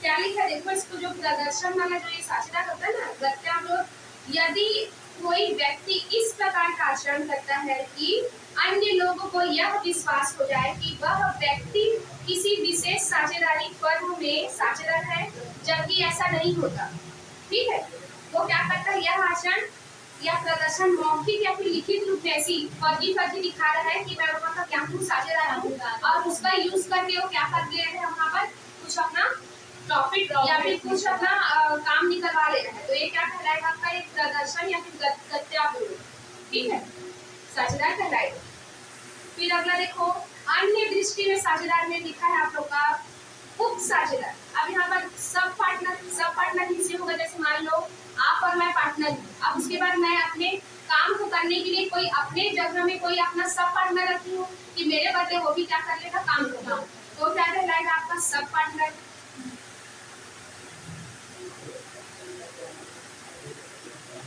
फिर आपका आगंता साझेदार, इनकमिंग पार्टनर, तो इसमें क्या होता है, वे साझेदार जो अन्य साझेदार की सहमति से साझेदार के रूप में क्या करता है, प्रवेश करता है। अब यहाँ पर क्या करेगा, जैसे मान लो हम ऑलरेडी हम दोनों थे, अब क्या होगा, कोई नया साझेदार क्या करेगा, हमारे फॉर्म में एंट्री देगा, तो आपका क्या कहलाएगा, ये आगंतक। इसमें आप लोग पढ़े होंगे 12th में नए साझेदार का प्रवेश पढ़े हो, तो यही है वो आगंतक साझेदार की, मतलब पहले ऑलरेडी हम दोनों चला रहे थे साझेदारी, अब बीच में कोई एंट्री लिया, मतलब 1-2 साल बाद या कभी भी हम लोग स्टार्ट करने के बाद इस टाइम के बाद लिया, तो क्या कहलाएगा आपका आगंतक। दूसरा वहीं पर निर्गामी इस नाम से पता चल रहा है कि अगर ऐसा साझेदार जो व्यापार चल रहा है, अब अचानक से कोई अपना पार्टनरशिप छोड़ के चला गया, तो आपका क्या कहलाएगा, यहाँ पर निर्गामी साझेदार कहलाएगा। अब गुप्त साझेदार आप लोग को बताइए, तो गुप्त मीन्स क्या होता है, वही गोपनीय, उसको क्या करते हैं, जनता के सामने डिस्क्लोज नहीं करते कि ये बंदा क्या है, हमारे फर्म का क्या है, पार्टनर है, ये नहीं बताते। अभी वहीं पर अव्यस्क साझेदार के बारे में बोला है, इसके बारे में थोड़ा सा दिक्कत है कि ऐसे तो आप 18 साल होना जरूरी रहता है, ठीक है, लेकिन कई कंडीशन में क्या करोगे आप इसमें, न्यायालय ने संरक्षण दिया हो, क्या बोला है कि जब किसी भी संस्था का संरक्षण न्यायालय द्वारा किया गया हो, तो उसकी उम्र कितना होना चाहिए, 21 वर्ष से कम होने पर वो क्या कहलाता है, अवयस्क कहलाता है, ठीक है, जबकि आप ऐसे देखोगे तो 18 साल का व्यक्ति क्या कहलाता है, अवयस्क कहलाता है। पर दूध का कलेक्शन कराएगा तो किससे लगाना है, 18 या 21?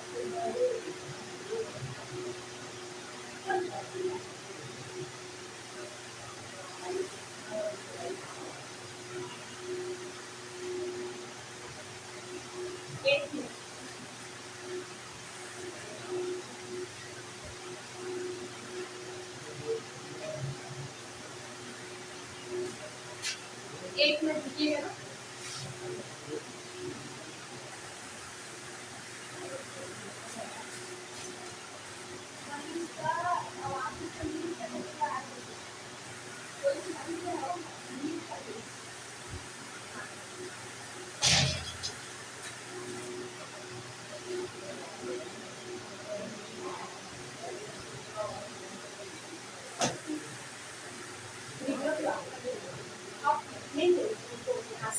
ऑनलाइन वीडियो इसमें चलो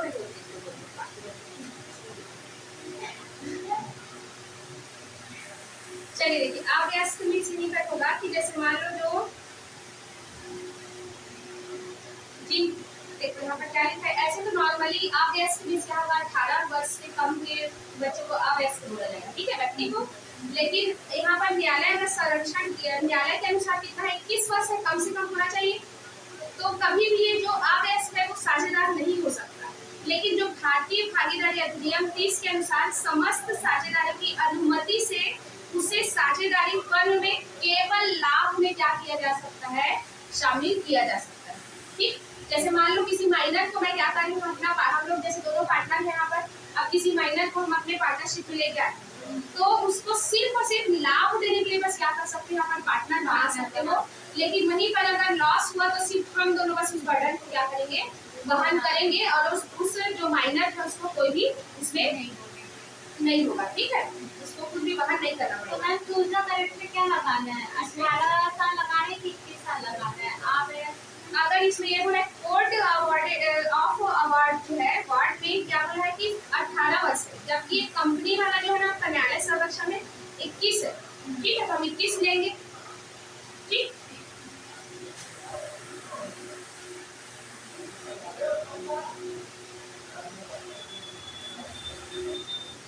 अब इसमें देखना आप लोग थोड़ा सा इसका पढ़ना आगे को, मैं इसके आगे और क्लास में बताऊंगी। इसका साझेदारी व्यापार एवं एकाकी व्यापार में अंतर, डिफरेंस बिटवीन आपका ये पार्टनरशिप का और आपका ये सिंगल लेवल है, इसको दोनों पढ़ना। ठीक है,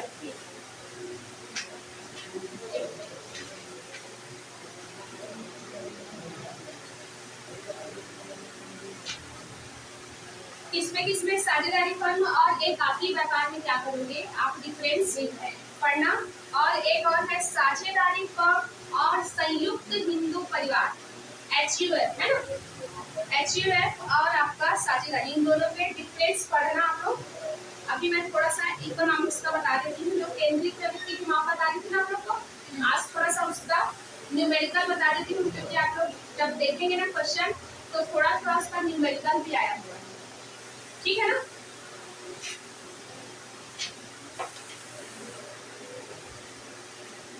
ये सब क्लियर हुआ कि नहीं घर ऑनलाइन वाले, आप लोग बताओ।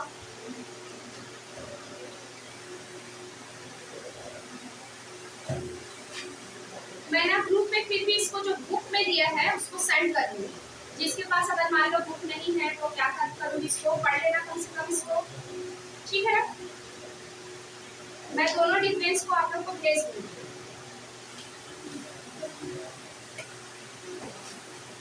चलिए आप इकोनॉमिक्स का थोड़ा पढ़ लेते हैं।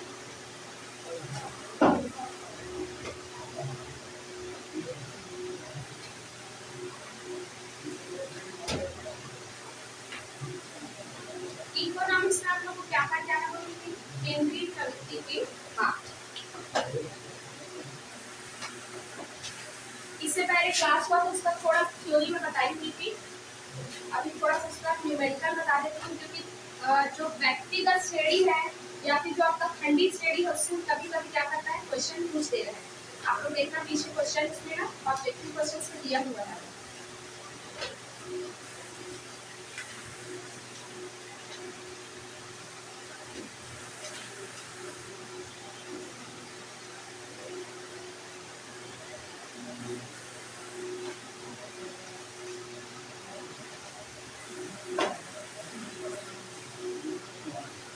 केंद्रीय प्रवृत्ति की माप,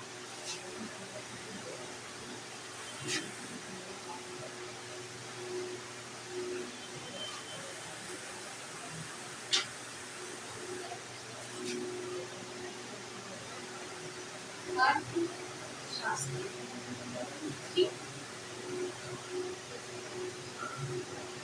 केंद्रीय प्रवृत्तियों की माप।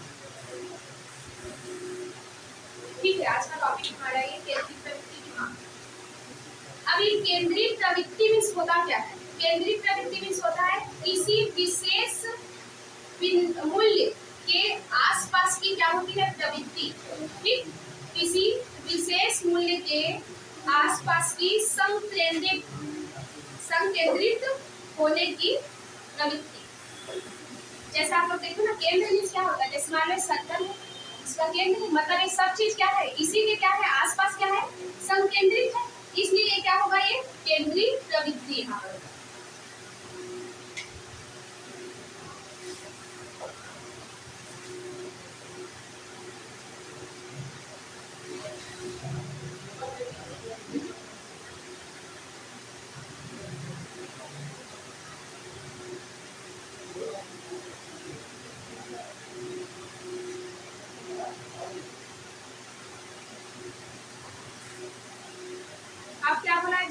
केंद्रीय प्रवृत्ति में क्या किया जाता है, जो भी आप डाटा कलेक्ट करें ना, उन डाटाओं का वर्गीकरण और क्या करें, उसका सारणीयन करें। ठीक है, उसके बाद क्या होगा, इसका ठीक ठीक अध्ययन करके आप क्या निकालोगे, वहां पर उसका निष्कर्ष निकालोगे, तो आपका क्या कहलाएगा यहाँ पर, केंद्रीय प्रवृत्ति की माप। क्या कहलाएगा, केंद्रीय प्रवृत्ति की माप। एक बार और बोल दीजिए। लिखना समंकों का वर्गीकरण एवं सारणीयन द्वारा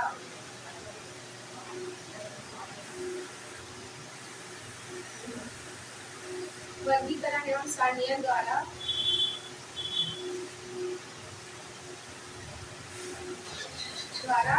आवृत्तियों का अध्ययन कर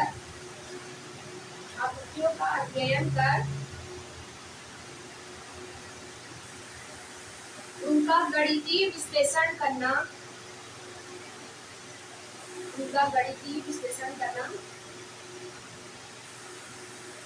केंद्रीय प्रवृत्ति की माप कहलाती है।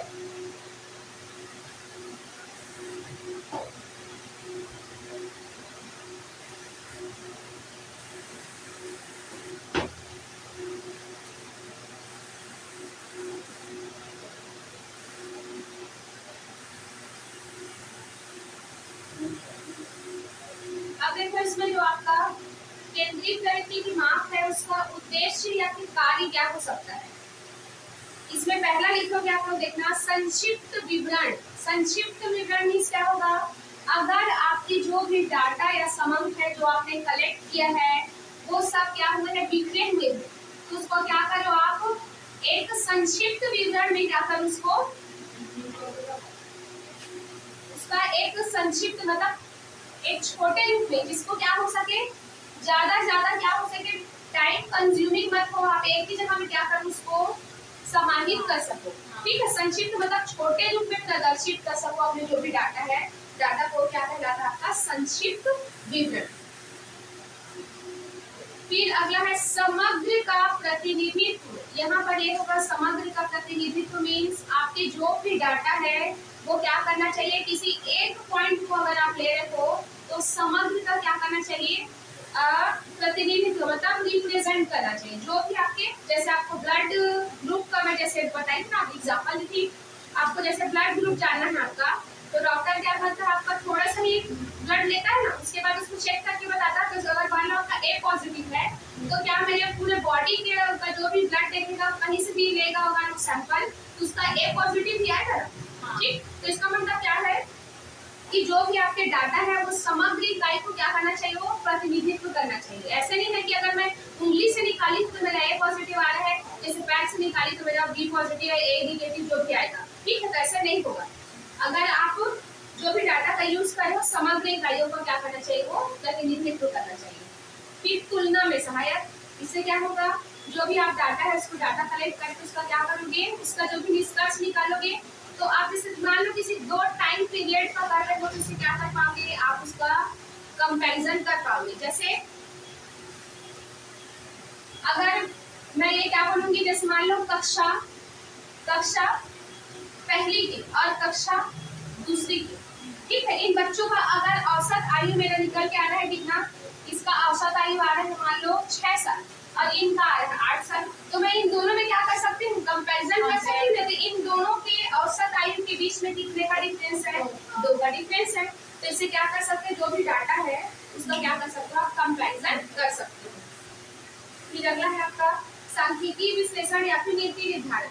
इसमें क्या करोगे आप, जो भी आप कैलकुलेशन करेंगे होगी उसको भविष्य के लिए क्या कर सकते हो, उसका फिर से यूज कर सकते हो उन डाटाओं का। इसमें ये लिखा है कि सांख्यिकी माध्यम पर ही सांख्यिकीय विश्लेषण के अनेक क्रियाएं आश्रित होती हैं, साथ ही ये मात्र भविष्य के लिए क्या करते हैं, नीति निर्धारण का क्या करता है, काम करता है। जैसे मान लो अगर मैं कोई किसी रूल से क्या करी, उसका कैलकुलेट करी, रिजल्ट निकल, तो अब क्या होगा, इसी फॉर्मेट से जब मैं कैलकुलेट करी तो मेरा एक्यूरेट जो शुद्ध रिजल्ट आया था उसको क्या करनी, मैं फिर से दूसरे साल के लिए इसको अपनाऊंगी ना। ठीक, जिसमें आपको सही रिजल्ट मिल रहा है वो आप क्या करते हो, उसमें मेथड अपना सकते हैं, अपनाए हुए उसे बाद में अपना के फिर से आप रिजल्ट पा सकते हो।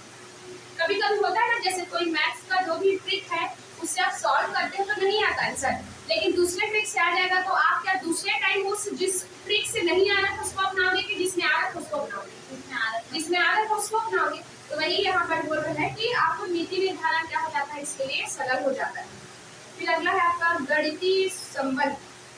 इसमें क्या कर सकते हो, जो भी आपके डाटास हैं उसके बीच में क्या कर सकते हो, क्या रिलेशन है उनके बीच में, ये भी आप क्या कर सकते हो, पता कर सकते हो। जैसे मान लो आप यहाँ पर ऐसे लिखा है 6, 8 लिखा है, फिर 7 लिखा है, फिर 9 लिखा है, तो आप यहाँ पर देखो ये इससे कितना बड़ा है, तो ये इससे कितना बड़ा है, ये सॉरी 1 माइनस हो गया, कम हो गया, फिर यहाँ पर +2 हो गया है। तो आप इसमें क्या कर सकते हो, इसकी गणितीय शुद्धता को बता सकते हो कि नहीं?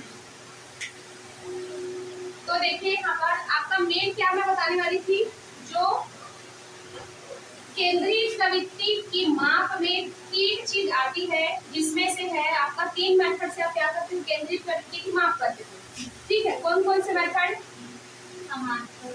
एक है समांतर माध्य, ठीक है, दूसरा है आपका क्या, मध्यिका, तीसरा है आपका बहुलक।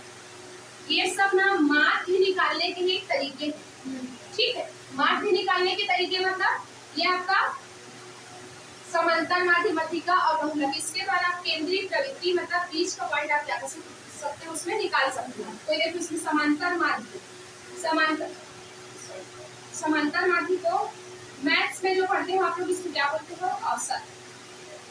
ठीक, अब जो ये मध्यिका होता है ना, मध्यिका के लिए और बहुलक के लिए क्वेश्चन को क्या होना चाहिए, असेंडिंग, आरोही या फिर अवरोही क्रम में होना जरूरी है। ठीक है, जैसे मान लो आपका बीता हुआ कोई डाटा है 1, 2, 4 ऐसे है, ठीक है, तो सबसे पहले इसको क्या करूंगी मैं, सबसे पहले आरोही या फिर अवरोही में क्या करूंगी, इसको जमाऊंगी। तो कैसे होगा, 1, 2, 3, 4, 5, 6 होगा, ठीक, और 7, ठीक है। तो ये मध्यिका में क्या होगा, मध्यिका में होता है ठीक बीच का वैल्यू, ठीक बीच का वैल्यू मतलब जो मध्यिका होगा उसके पहले का वैल्यू क्या होगा, मध्यिका से क्या होगा, छोटी होगी, और जो बाद की वैल्यू है वो मध्यिका से क्या होगी, बड़ी होगी कि नहीं।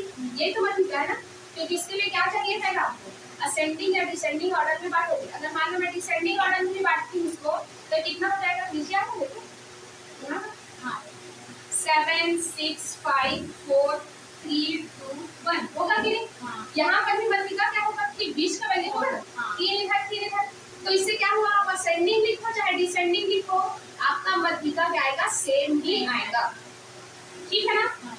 अब जो बहुलक होता है वो क्या होता है, आपका मोस्ट फेवरेबल वैल्यू या फिर जिसकी आवृत्ति सबसे ज्यादा बार आई होती है उसको क्या बोलते हैं, बहुलक। ठीक है, ये थोड़ा सा लंबा है तो मैं भी सिर्फ समांतर माध्य को बताऊंगी आज, ठीक है। थोड़ा सा उसका ना न्यूमेरिकल जो छोटा छोटा क्वेश्चन आता है उसको भी आज मैं बताने की कोशिश करती हूँ, और इसकी जो प्रॉपर्टीज है, प्रॉपर्टीज भी आती है, जैसे मान लो इसकी गुण और विशेषता वगैरह क्या है वो भी इसमें आता है ना।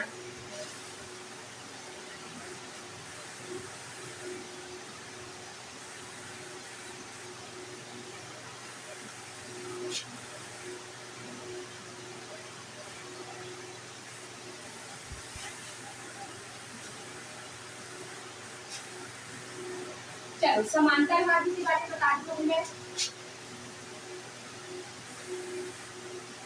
समांतर माध्य, ठीक है, इसको किससे क्या बोलते हैं, इसको मीन, ठीक है, बार एक्स इसको क्या करते हैं, डिनोट करते हैं बार एक्स से। अब देखो समांतर माध्य मीन्स क्या होता है कि दी गई संख्याओं का जो भी पद है, जो भी दिए गए पद मूल्य को क्या करते हो, योग को उसके पद मूल्यों की संख्या से क्या करते हो, डिवाइड करते हो, तो आपका क्या आता है, समांतर माध्य। मतलब यहाँ पर आप ऐसे लिखोगे बार एक्स बराबर पद मूल्यों का योग बटे पद मूल्यों की संख्या, ठीक है ना। जैसे अब एग्जांपल बता दो, एग्जांपल में जैसे मान लो 1, 2, 3, 4, 5 दिया, अब इसका क्या बोला है यहाँ पर, इसका औसत निकालो, सॉरी समांतर माध्य निकालो। तो कैसे निकालो इसको? पहले पद मूल्यों का योग बोला था, तो इनको क्या करके ऐसे लिखो 1 + 2 + 3 + 4 + 5 डिवाइडेड बाय पद मूल्यों की संख्या कितनी है? 1 2 3 4 5। तो इसको 5 से क्या करेंगे? डिवाइड करेंगे। तो इसको सबको जोड़ो, 3 × 6 10 कितना होगा?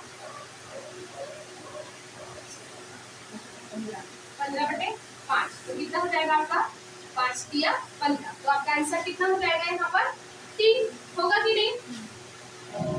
ठीक है, तो ये आ गया ऐसा। अब इसमें भी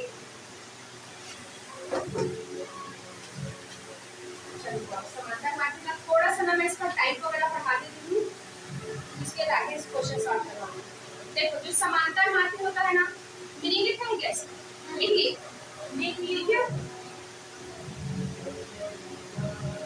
देखो जो समांतर माध्य होता है वो दो तरीके का होता है। एक होता है आपका सरल समांतर माध्य, दूसरा होता है भारित समांतर माध्य। ठीक है, तो सरल समांतर माध्य होता है, उसमें क्या करोगे आप? इसी में है जो सरल समांतर माध्य, उसमें क्या कितने टाइप होता है? एक होता है आपका सरल समांतर माध्य, ठीक है, और दूसरा होता है आपका भारित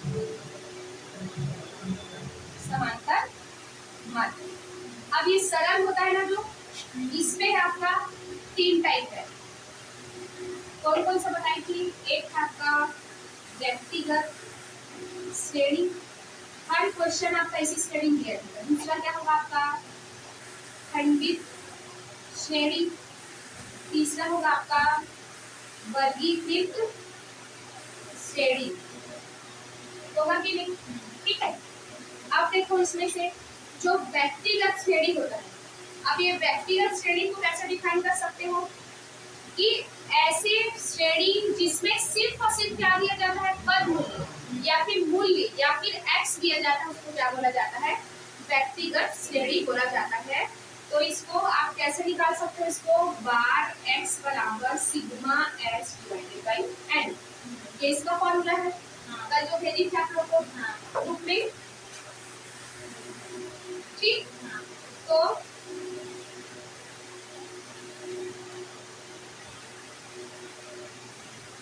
ये फॉर्मूला है। अब देखो हर श्रेणी को ना आप दो तरीके से निकालोगे।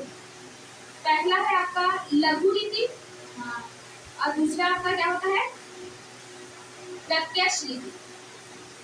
लघु रीति और दूसरा प्रत्यक्ष रीति। अब इसके हिसाब से इसका फॉर्मूला कैसे चेंज होगा?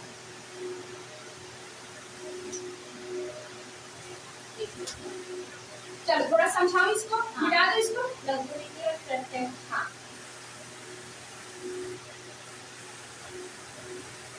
देखो पहला प्रत्यक्ष को देखते हैं ना। प्रत्यक्ष रीति, प्रत्यक्ष मीन्स होता है डायरेक्ट, कि जब आपके क्वेश्चन में, जैसे मैं आपको एग्जांपल बताती हूँ, इसका फॉर्मूला क्या होगा? बार x =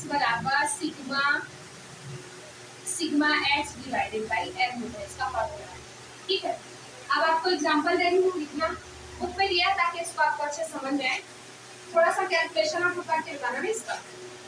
40, 60, 80, 70, 100, 120, 150, ये है क्वेश्चन।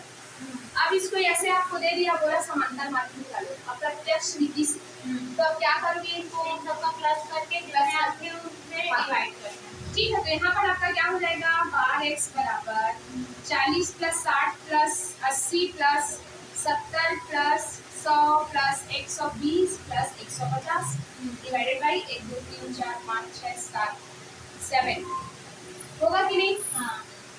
अब इसको जोड़े होगे तो आपका आया होगा 620 डिवाइडेड बाई 7। तो इसको भाग देने पे कितना आएगा?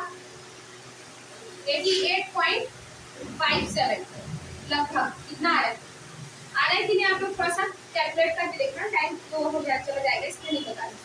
ठीक, इसमें क्या किया? सबको आप क्या किए? जोड़े हो, उसके बाद क्या किए? 7 से भाग दिए।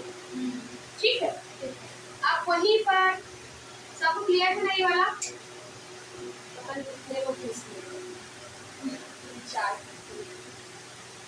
अगर इसी क्वेश्चन में आपको बोला इसको किससे बनाना है, आपको लघु रीति। तो लघु रीति में क्या करोगे आप,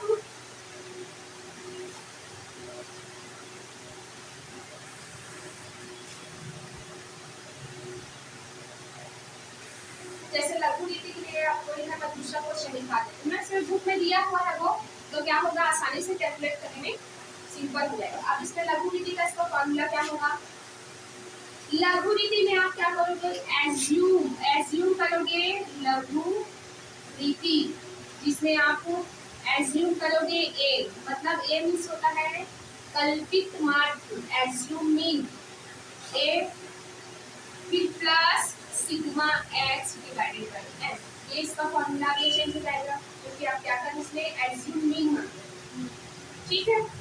अब इसका क्वेश्चन जैसे मान लो आपको दिया है A B C D E F G H कर दिया, ठीक है। उसके बाद इसमें आपको एक्स दिया,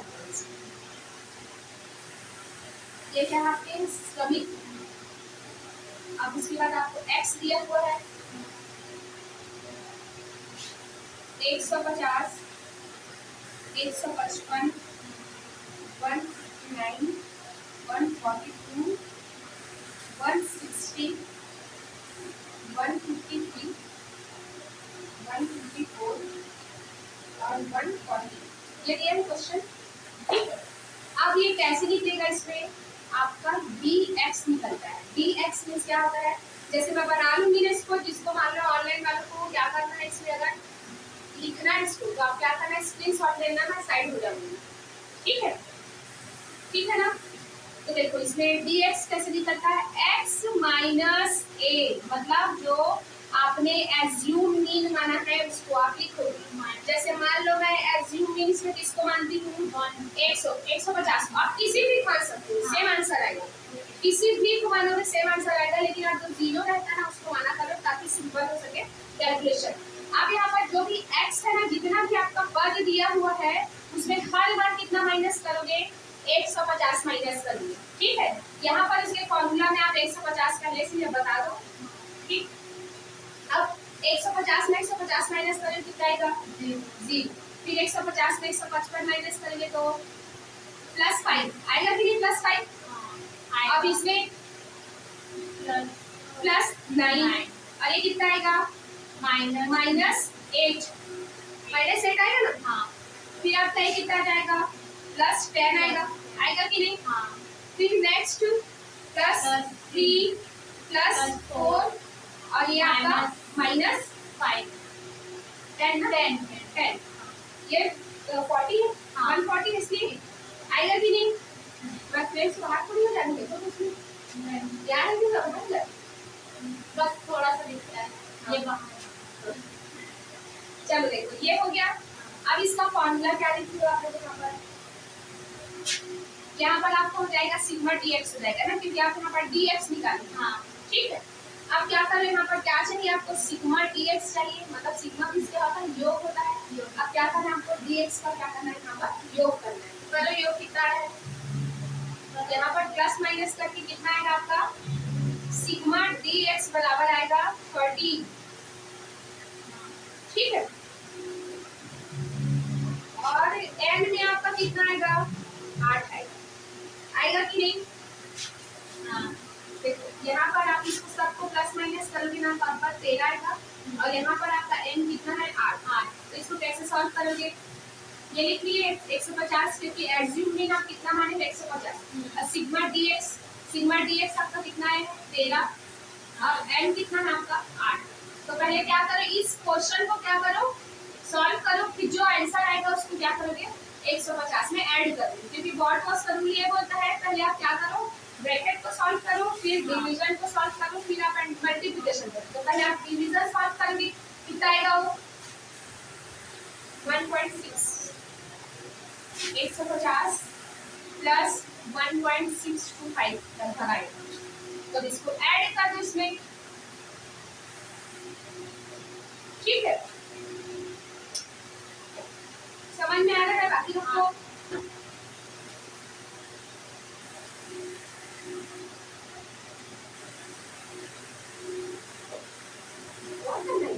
हाँ ओवर कर ले क्लास। हाँ जाना था मुझे तो। हाँ ठीक है, जब 15 मिनट में खा लेती हूँ।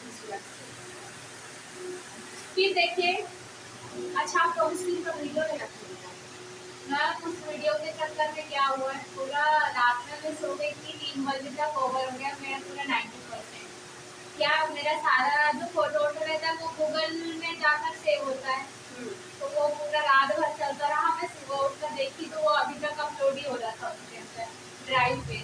हाँ तो मैं खुद दे देती हूँ उसको, ऐसे में कैसे तो वो डाटा पूरा चला जाएगा? नहीं यहाँ से हाँ वाईफाई वो भैया से जाकर पूछो ना इसलिए से।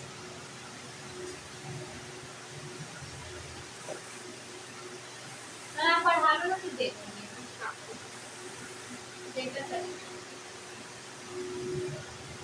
देखो ये वाला आपका कौन सा स्टडी हुआ, व्यक्तिगत स्टडी हुआ, दोनों आप लोग पढ़ लिए क्या? एक आपका प्रत्यक्ष विधि था, दूसरा आपका लघु विधि है ना। प्रत्यक्ष विधि और लघु विधि। लघु विधि में क्या करते हो, आप शॉर्टकट लगाते हो ताकि वैल्यू क्या हो उसमें छोटा हो करता है, ठीक है। हाँ तो जो प्रत्यक्ष विधि रहता है उसको निकालने का तरीका क्या है आपका, जो भी समांक है उसको क्या करो, जोड़ो, फिर पदों की संख्या निकालो, उसमें क्या करोगे, उससे उसको भाग दो, तो आपका क्या आ जाएगा यहाँ पर, जो प्रत्यक्ष विधि में आपका मीन आ जाएगा। अब वहीं पर लघु विधि में क्या करते हो, सबसे पहले आप क्या करते हो, इनका जो भी संख्या दिया हुआ है, x दिया हुआ है, उसमें से कोई एक वैल्यू क्या मानोगे आप, एज्यूम मीन मानते हो। और उसके बाद हर पद की संख्या क्या करते हो, उसमें माइनस करते जाते हो, तो ये क्या होता है, मिनिमम वैल्यू आता है, ठीक है। तब जितना कम आया ना देखो, हाँ तो इससे क्या होता है, सिर्फ कैलकुलेशन क्या होता है, कम हो जाता है, इसलिए बस इसको एज्यूम मीन को दिया जाता है, ठीक है।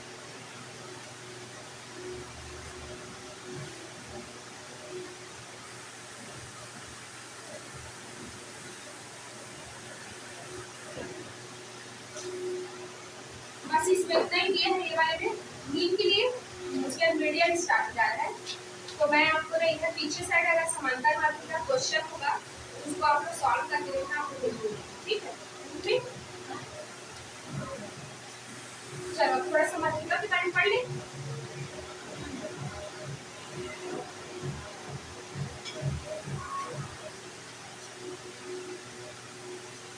नहीं अभी तो मुझे इसका उसको ही पढ़ना था। अभी से इतना तीनों का व्यक्तिगत श्रेणी बताती हूँ, ठीक। अब आपका मध्यिका,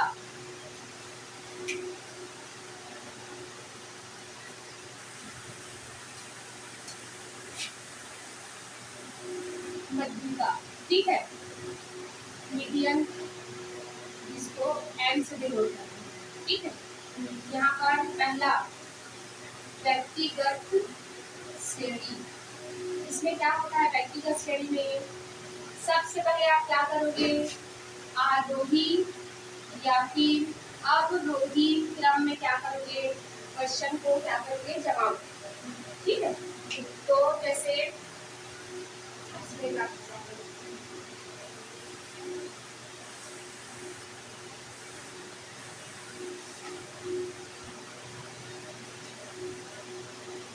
हम यहाँ से कोडी कैसे चलते हैं?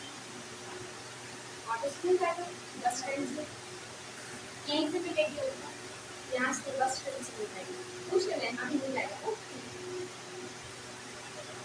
देखो जैसे क्वेश्चन दिया है व्यक्तिगत श्रेणी में से यहाँ पर एफ नहीं होगा तो अब क्या कहलाएगा आपका व्यक्तिगत श्रेणी। अब एक क्वेश्चन दिया है 25, 20, 15, 45, 18, 7, 10, 38 और 12, ये क्वेश्चन दिया हुआ है। अब इसको सबसे पहले क्या करोगे आप, आरोही क्रम में व्यवस्थित करोगे, ठीक है। तो ये कैसे हो जाएगा आपका,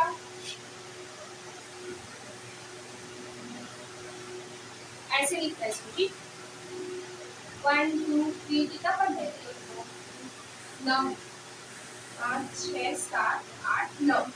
अब इसको व्यवस्थित क्रम में मैं लिखूंगी तो सबसे छोटा कौन सा इसमें 7, फिर 10, फिर 12, फिर कितना है 15, फिर 18, 20, 25, फिर 38 और 45, ये हो गया, ठीक है। अब इसका फॉर्मूला कैसे होता है, m बराबर n plus 1 divided by 2 item, ठीक है। या फिर आप इसको वापस करके लिख सकते। अब यहाँ पर n ये लिखा नीचे, हाँ n मतलब कितना हो जाएगा यहाँ पर आपका 9 होगा कि नहीं। हाँ अब यहाँ पर 9 मीन्स 9, n मतलब क्या होगा 9 प्लस 1 डिवाइडेड बाई 2। तो इसको क्या करो, 9 वाले कितना हो जाएगा 10 बटे 2, तो कितना हो जाएगा 5, मतलब पांचवा पद या फिफ्थ आइटम। तो यहाँ पर फिफ्थ आइटम कौन सा है, आप कहाँ से लिखोगे, यहाँ से। फिफ्थ आइटम कौन सा है आपका, ये। तो इसके सामने वाला जो पद होगा x में वो क्या होगा आपका मध्यिका, यही क्या होगा आपका 18 होगा मध्यिका। समझ में आया? आ गया। लेकिन देखो अगर मेरे क्वेश्चन में ऐसे रहता, ये तो बीचों बीच का वैल्यू आ गया इसलिए आ गया। अगर आप सपोज मानना इसको यहाँ पर ये जैसे मान लो 10 रहेगा, अगर एक वैल्यू और रहेगा यहाँ पर, जैसे कितना दे दिया यहाँ पर 47, 10 दे दिया। अब यहाँ पर n कितना हो जाएगा आपका 10, 10 में 1 प्लस कर ली कितना आएगा 11, 11 बटे 2 कितना आएगा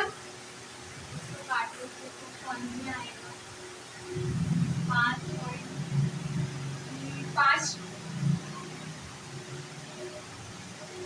5 दूनी 10, एक बचा फिर से 5 दूनी 10, मतलब 5.5 आया। हाँ आया कि नहीं 5.5। अब मुझे बताओ 5.5वां पद, अब इसको मैं किसको लूं, तो बड़ा रहेगा उसको नहीं उसको कैलकुलेट करना पड़ता है। कैसे कैलकुलेट करेंगे इसको, देखो अब सिंपल जब 5 था तो मैं इसको 5 के सामने जो पद था उसको ले ली, कितना ली 18, उसको ले ली। लेकिन वहीं पर अगर मैं 5.5 आ गया तो मैं मेरे साथ कंफ्यूजन हो गया कि मैं 5 को लूं 6 को, तो इन दोनों के बीच में कंफ्यूजन है। तो इसको कैसे निकाला जाता है, m बराबर 5वां पद प्लस 0.5 ब्रैकेट में लिखोगे 6वां पद माइनस 5वां पद। क्लियर है? ये जो पॉइंट में बैठा था उसको सामने लिखते हो, अब 6वां और 5वां के बीच का डिफरेंस लिखते हो। तो आपका 5वां पद कितना आएगा 18 प्लस 0.5। अब आपका 6वां पद कितना है 20 माइनस 5वां पद कितना है 18 है। ये 18 हो जाएगा प्लस 0.5, ये 30 को माइनस करके कितना आएगा आपका 2। तो आप 2 को इसमें इंटू करो 10, कितना आएगा ये 10 हो जाएगा ना 0.10, 2 का इंटू करके कितना आएगा 5 3 10, 1 आएगा। इसको इंटू करोगे तो 18 प्लस 1 तो कितना हो जाएगा 19। तो इसलिए आपका आंसर कितना हुआ यहाँ पर 19। अगर आपका एग्जैक्ट जो पद दिया है वो आ जा रहा है, पॉइंट में नहीं आ रहा है, तो जो भी पद है उसके सामने वाला जो भी आपका संख्या है उसके सामने वाला जो पद है वो आपका क्या हो जाएगा मध्यिका। लेकिन वहीं पर अगर आपका एग्जैक्ट नहीं आया, जैसे 5.5 आ गया, तो यहाँ पर ना तो 5 को बता रहा है ना टोटल 6 को बता रहा है, तो उस कंडीशन में क्या करोगे 5वां पद जो सामने के लिए 5वां ही लिखूंगी। अब उसके बाद 0.5 है नहीं, तो 0.5 फिर 6वां और 5वां में जो डिफरेंस आएगा उसका क्या करोगे यहाँ पर इंटू करोगे, तो ये आपका आ जाएगा मध्यिका। ठीक है,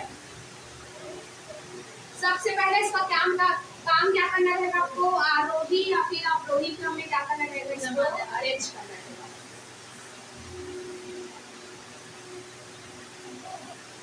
आप लोग को चलो इसका होमवर्क देके चले जाती हूँ मैं, आप लोग बना के देखना और आंसर भी बता दिए लिखना है।